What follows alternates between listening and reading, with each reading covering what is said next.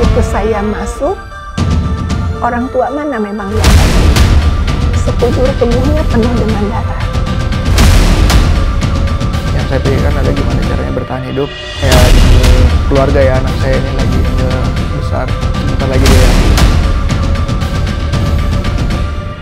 Akhirnya saya mengajak Ali dalam hati saya untuk berkompetisi. Siapa yang jalan duluan? Aku ingin jadi penerus pembalap motor untuk menggantikan abi aku yang bernama Sabit.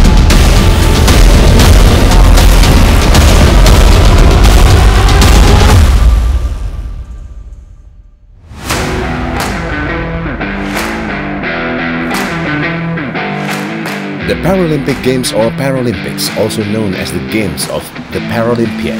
It is a periodic series of international multi-sport events involving athletes with a range of disabilities.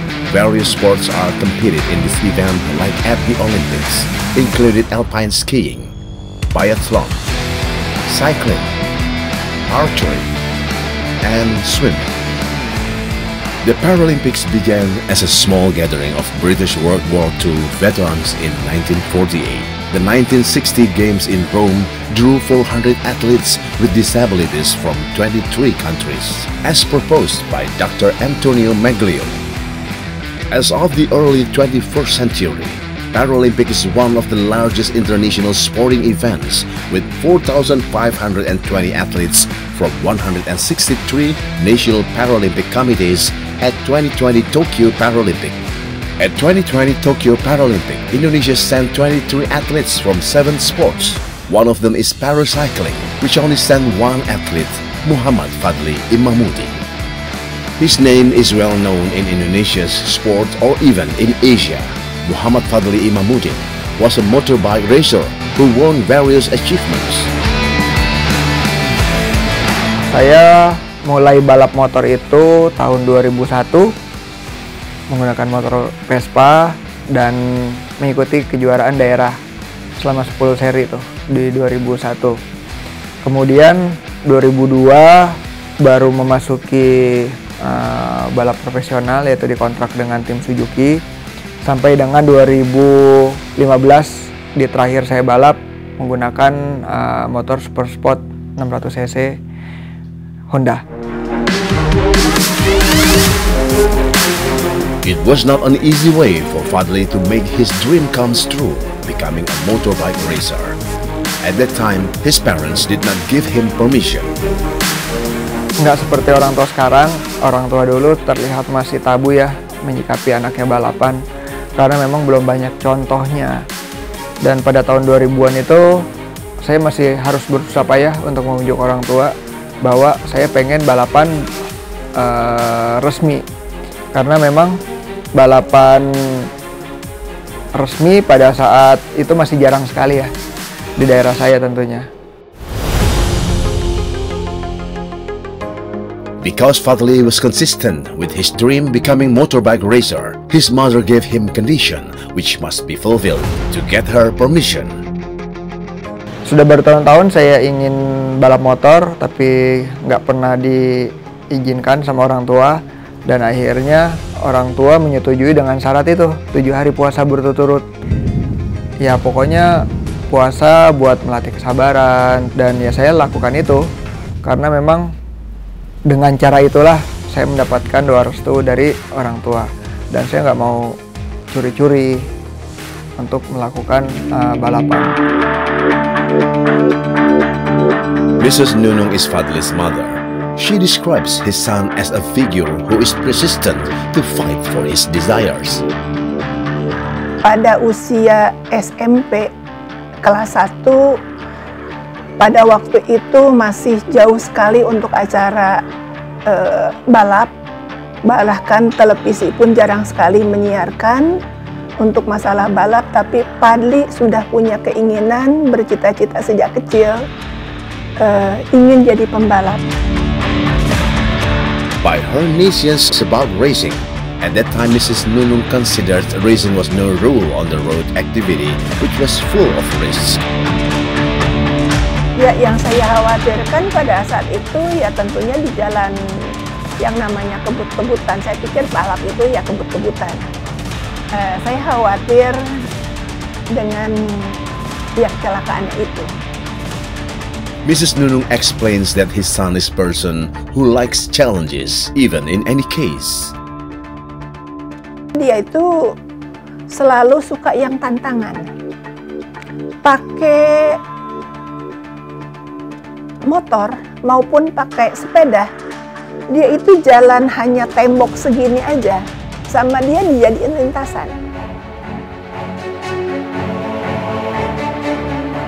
When Fadli got the permission from his parents, he proved that his willingness of becoming motorbike racers was not a joke, but he did it seriously and resulted good achievements. Dan memang terbukti setelah itu baru beberapa kali dia balap, dia selalu ada di posisi 1. Dia hampir setiap kali balap pegang di 5 kelas sampai 7 kelas. Itu rata-rata pulang dari tiap minggu itu bawa sekitar 4 sampai 5 piala.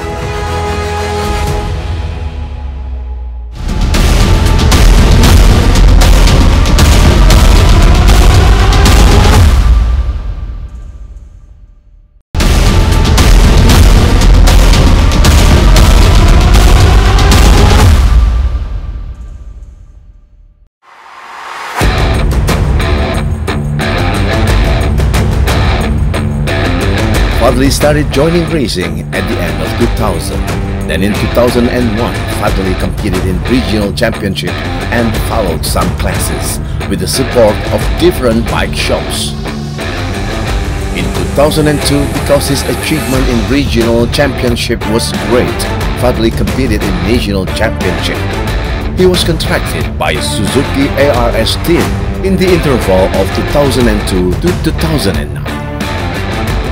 In 2002, Fadli was classified as junior racer, but in the next year, he became senior racer. Then in 2004, his adaptation in senior class racer gained achievements. Fadli got national champion title, Asia champion in underbone class, and got gold medal in National Sports Week in Palembang, South Sumatra. 2005 ganti sistem atau ganti motor dengan motor yang tipe terbaru, mekanik mengalami kesulitan adaptasi atau menemukan settingan yang bagus. 2006 mulai bagus, 2007 saya mendapatkan juara nasional lagi dari 2 kelas yang berbeda. 2008, 2009 udah mulai jenuh balapan motor bebek, cuma mendapatkan 3 besar aja di Kejurnas. With his journey as motorbike racer, Fadli experienced boredom, so he decided to move to another class with a new challenge. Jenuh udah terlalu lama balap bebek dan sudah ada kelasnya yang lebih tinggi yaitu 600 cc. Dan saya rasa saya pengen ke sana. Dan ya ketika saya mendapatkan tim Super Sport itu, ya saya rela meninggalkan balapan motor bebek tersebut. In the beginning of his career in Super Sport 600cc in 2010, Fadli joined with Yamaha Petronas team. Then in 2011 to 2013, Fadli joined with Kawasaki team. In 4 years of his early career in Super Sport 600cc, Fadli won national champion for 3 years, which were in 2010, 2011, and 2013. 2014 saya pindah ke Honda karena saya yakin Honda bisa membawa saya ke jenjang yang lebih baik. Ketika balapan Honda, saya balik lagi ke balapan motor bebek di 2014 karena harus memulai dari bawah ya karirnya. Tapi masih diselipin dengan 2 kelas Super Sport itu. 2015 dikontrak tim Factory Honda, setelah Honda Racing Team. Yaitu cuma mendapatkan 2 seri. Seri pertama di Malaysia, seri kedua di Indonesia, dan insiden terjadi. When facing the second series with Astra Honda Racing Team, which was held in Indonesia, Fadli prepared everything excellently. He already calculated the skill of his competitors. Jadi pada saat 2015 saya berusaha lebih baik lagi dari sebelum-sebelumnya, dan akhirnya saya mendapatkan ritme tersebut gitu. Dan adalah satu pengorbanan saya membeli satu motor prototype yang saya buat latihan, dan itu sangat membuahkan hasil. Dan akhirnya di seri 2 di Sentul saya bisa tampil maksimal, tampil konstan, yang menurut saya itu peak performance saya di 2015 itu selama balapan selama 14 tahun. Dan akhirnya ya saya berhaklah merayakan kemenangan yang dinanti-nantikan. By doing his maximum ability in Sentul Circuit Indonesia, Fadli reached finish line in the first place.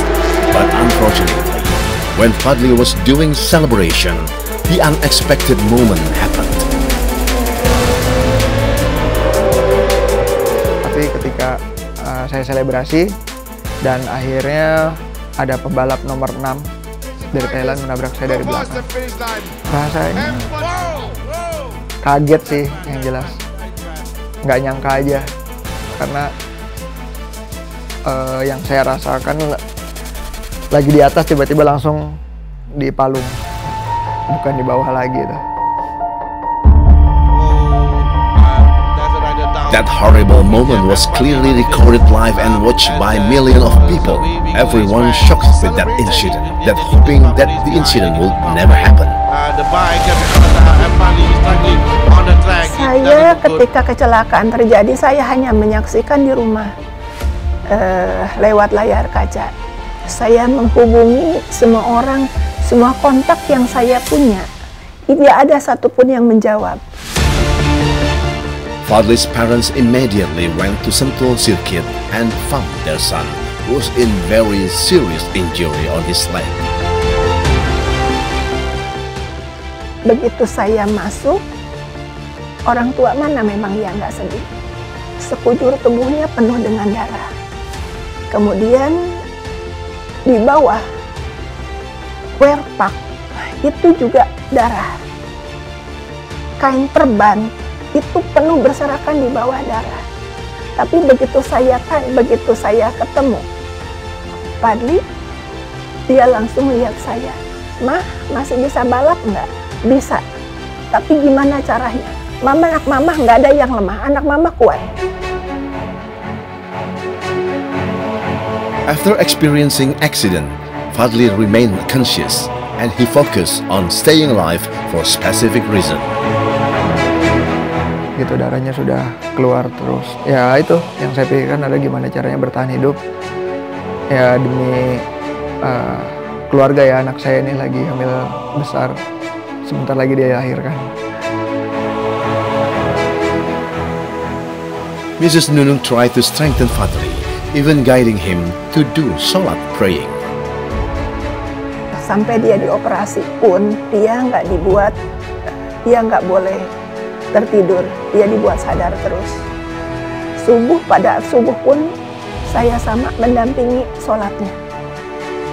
Padahal saya sendiri sebetulnya kepengen nangis. Tapi kalau saya nangis, bagaimana yang mensupport anak saya? Dia timbul rasa percaya diri, walaupun dengan proses yang sebegitu rumitnya. Karena hampir setiap hari itu masuk ke ruang membersihkan luka-lukanya, ini dibawa ke ruang operasi. Month after month, Fadli spent in the hospital. Until reached the 5th month, Fadli was allowed to go home and did outpatient treatment for his leg. Seeing no significant changes in his leg, Fadli made a very brave decision and will change his life in the future. baru pada saat itu memberanikan diri melihat internet seperti apa sih orang yang diamputasi dan menggunakan prostesis. Dan akhirnya saya menemukan beberapa figur atlet luar negeri yang menggunakan kaki palsu tapi tetap aktif. Dari situ ada semangat baru, wah sepertinya saya harus diamputasi karena kaki yang mati ini seperti benalu ya, akan menghambat aktivitas saya. Dan ya udah, bismillah, saya telepon dokter minta diamputasi.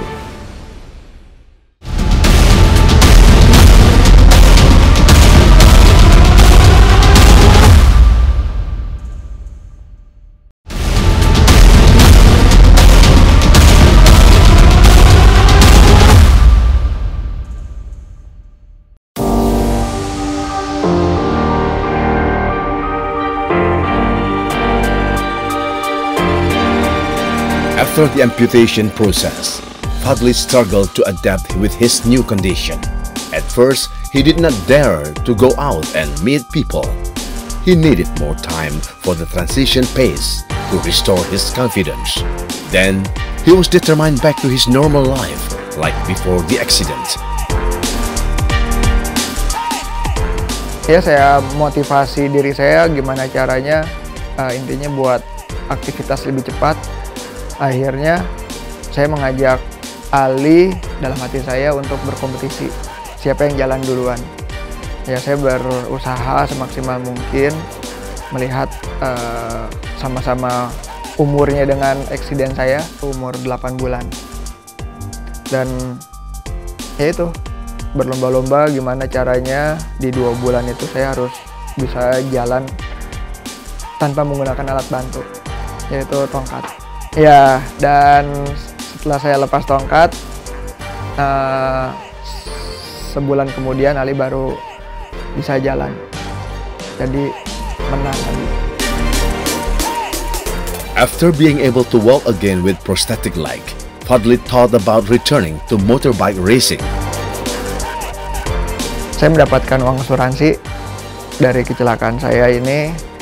Di antaranya adalah saya membuka sekolah balap, dan sebagian lain saya belikan motor balap Super Sport 600 cc. Intinya saya mau latihan lagi motor dengan diselipin seperti dulu saya balapan, latihan sepeda juga buat menunjang fisik.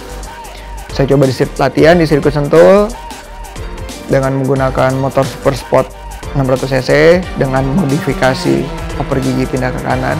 Jadi saya hanya terpaut 3 detik dari base time saya di sirkuit tersebut, tapi cuma kuat 5 lap aja. Sedangkan dulu balapan kan 16 lap. Wah, berarti fisik saya masih kurang nih, masih kurang fit, harus saya tambah lagi latihan sepedanya. Considering his performance was not as good as before, Fadli increased his bicycle training to level up his stamina. Di tengah-tengah giatnya latihan sepeda, ada yang menawarkan saya, Pak Okto, PBIC, menawarkan saya untuk menjadi atlet paracycling pertama. Dan ketika saat itu juga saya langsung terima bahwa ini adalah kesempatan saya untuk berkompetisi dengan bidang yang lainnya. His debut in paracycling competition occurred when Fadli took part in the 2017 Asian Cycling Championship. At that time, Fadli finished at the 4th place for C4 time trial class, an extraordinary achievement for a debutant. In the next competition, Fadli represented Indonesia in the 2017 Asian Para Games Kuala Lumpur and contributed 2 silvers and bronze medals. Fadli then competed in the 2018 Asian Para Games and contributed 1 gold, 1 silver and 1 bronze medals. Since then, Fadli has presented his medals for Indonesia in various international events. Ali is Fadli's son. He is 8 years old. Now, Ali also involved in the same world as his father. Saya bercita-cita untuk menjadi atlet pembalap motor. Aku ingin menjadi penerus pembalap motor untuk menggantikan abi aku yang bernama Fadli. Ya karena dilihatnya seru aja gitu. Ya kayak pengen bisa membuat prestasi. Previously, Ali interested in badminton, but one day Ali took a part in training session at racing school, which is owned by his father. Then he fell in love with motorbike racing. Awalnya takut, terus udah terbiasa, jadi nggak takut. Lagi ya? Nah, bikin seru. Kayak mau makin seru. Kenapa kok motor seru? Soalnya kan bisa berbelajar hal-hal yang seru gitu, terus bisa membuat hasil yang bagus. Motor 3. Ada motor bebek buat nanti balapan tahun depan. Ada motor cross di sana, sama ada motor oval tadi yang sudah dipakai tadi. For Ali, his father is a figure who has many roles, not only as a father, but also as an instructor and training partner in the racing arena. Seru. Ya ada teman aja gitu buat latihan. Udah sampai 7 pertandingan. Yang paling menurut Aik paling keren banget pertandingan. Waktu balap ovale pertandingannya ya jadi kayak balap mini GP tapi motornya agak gedean dikit. Ali already knew that the motorbike racing which he currently involved has risk. Sering helm sampai rusak dari pertama kali latihan. Ada yang sakit, ada yang nggak sakit. Cuma yang sama ada yang sakitnya dikit doang. Pasti ya cuma dari Tala aja. So, did this incident make Ali think about quitting motorbike racing? Bro, mau terus lanjutin. Ya paling kalau sakit jatuh cuman 1 hari nggak ikut latihan, nanti lanjut lagi. And does Ali feel proud of his father? Bangga. Ya bisa punya ayah yang bisa berprestasi.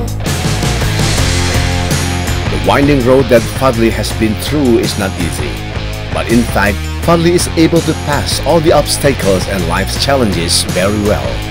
Now, he is grateful for the life he has, also all achievements he has reached in paracycling. Ya itu, paling pertama bersyukur dulu masih dikasih kehidupan. Kedua, ya saya udah bisa melewati semuanya. Ya rupanya memang seperti itulah jalan. Saya mencoba untuk belajar menerima tidak ada ketentuan Allah yang bisa kita lawan. Satu-satunya jalan hanya belajar ikhlas. So, what is Fadli's biggest target for his career in paracycling? Insya Allah udah dapat tiketnya dan Paralimpik Tokyo 6 besar. Ya sekarang nggak muluk-muluk dah, lebih bagus dari yang sebelumnya aja. Bukannya rendah diri ya, maksudnya bukannya kita tahu diri aja karena balapan di kelas dunia itu sangat berat, apalagi musuhnya Eropa. And how long will Fadli continue to be involved in paracycling? Sampai saya udah nggak improve lagi. Kalau ngerasa masih improve, yang saya rasakan menjelang 40 tahun ini, ya saya masih terus improve lah. Gampang kan, namanya balap sepeda, terukur, ada dengan waktu. Velodrome masih segitu-gitu aja. Selama masih terus bisa memperbaiki waktu personal base-nya, ya saya akan terus. Muhammad Fadli Imamuddin is a real example that earnestly struggles will generate sweet result. In the previous career as a motorbike racer, Fadli proved to his parents that his choice was not wrong with a series of achievements. Even when he had an accident, and lost his career in motorbike racing, Fadli got a second chance by becoming paracycling athlete. Unmitigated in the world of his new sport, Fadli was able to soar with multiple achievements, proving that downturn did not make him fall, but rose again even to higher points.